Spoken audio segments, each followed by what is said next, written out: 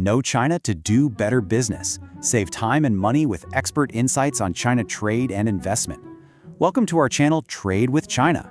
Today we are going to break down the historic US-China trade agreement reached just days ago in Kuala Lumpur. After months and months of some really intense trade tensions, this deal could be a massive turning point. So let's dive right in and see what it's all about. To really get why this deal is such a big deal, we have to remember where we were just a few months ago. The whole US-China trade relationship, it was right on the brink. Both sides were kind of locked in this cycle of escalating tariffs, and it was threatening to throw global supply chains into chaos. Seriously, the stakes could not have been higher. And this is what that tension looked like in real numbers. Back in April of this year, the peak tariff level hit a staggering 125%. A number like that isn't just a trade barrier, it's a complete brick wall. It was making business between the world's two largest economies almost impossible in some sectors. And now? Well, the new agreement slashes that all the way down to a base tariff of just 10%. The difference is just, wow. It's a huge de-escalation that immediately takes the pressure off importers and exporters. It really shows you the scale of the breakthrough they managed to achieve.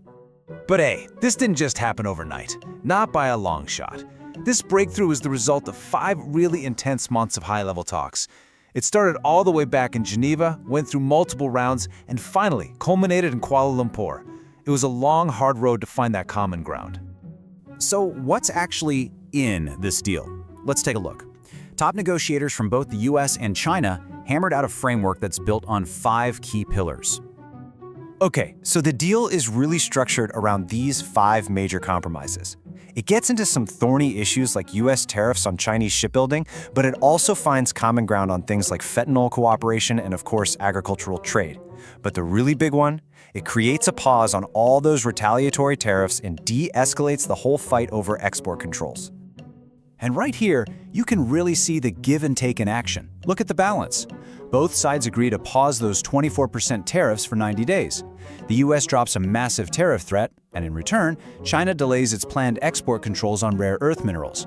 In agriculture, China starts buying US soybeans again, and the US promises to speed up those shipments. It's a really well-balanced set of commitments.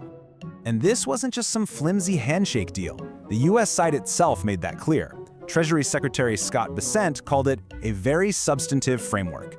Now, that kind of language tells you that both parties see this as a solid foundation to rebuild on, not just a temporary ceasefire. Okay, so that's the framework of the deal. But what does all of this actually mean for you? For investors, for traders, for business owners? Let's get right into the practical impact on your business. For anyone in business, the number that really jumps out is this one. We went from a crippling 125% peak tariff down to a 10% base. That's a 91% drop from the worst-case scenario. For any company that trades across the Pacific, this translates directly into lower costs, better margins, and a whole lot more predictability. So let's break down the bottom line here. The opportunities are pretty clear. Lower costs, more stability, and a reopened market for things like soybeans, which eases those fears of a complete economic decoupling. But, and this is a big but, we have to be realistic about the risks. The new 10% base tariff is still 5 times higher than it was before the trade war. This is also a 90-day truce, not a permanent treaty. And all those deep structural issues, they're still on the table. Which brings us to the most important question of all. What happens next? This 90-day period is absolutely critical, and there are several key things you need to have on your radar. All right, you might want to mark your calendars. The 90-day truce is up in mid-November. Before then, we're expecting a really crucial meeting between the heads of state to finalize this thing.